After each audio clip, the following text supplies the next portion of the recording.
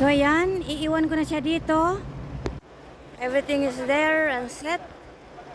At sila na ang mag-aakyat sa barko na Tugo. Kung makikita nyo yan, oh. Sila na yan ang mag-aakyat dyan. So iiwan ko na siya dyan. Nandyan yung mga susi. Sila na yung aakyat.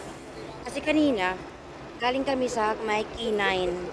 So pina-check yan sa K9 bago ka makaakyat. So yan. So ayan, ito yung barko to go going Manila. And our bicycle left there and they will drive, put it whenever they want to put it. So yeah, we went here and the K9 and the police check all our things,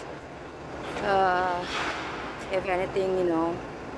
So that's the thing, look at that.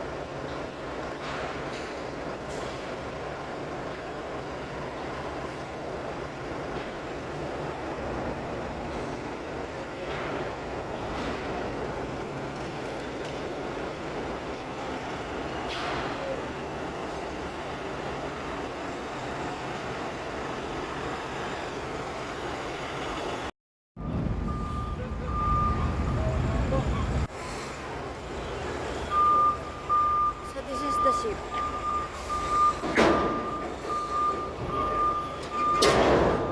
See how big is that?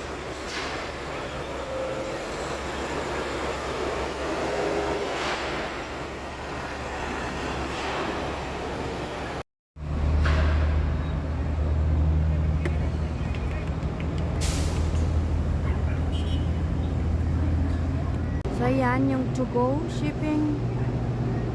Yan. So makikita mo yun.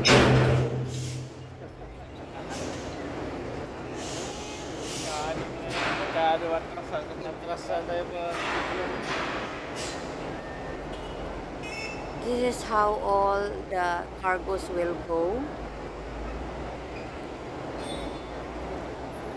So yung mga motor, sila na yung nagde-drive.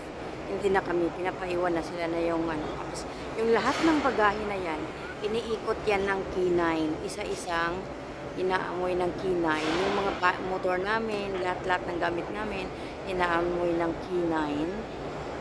Dinadaan siya sa machine, tapos K9 pagdating dito sa barko. So there.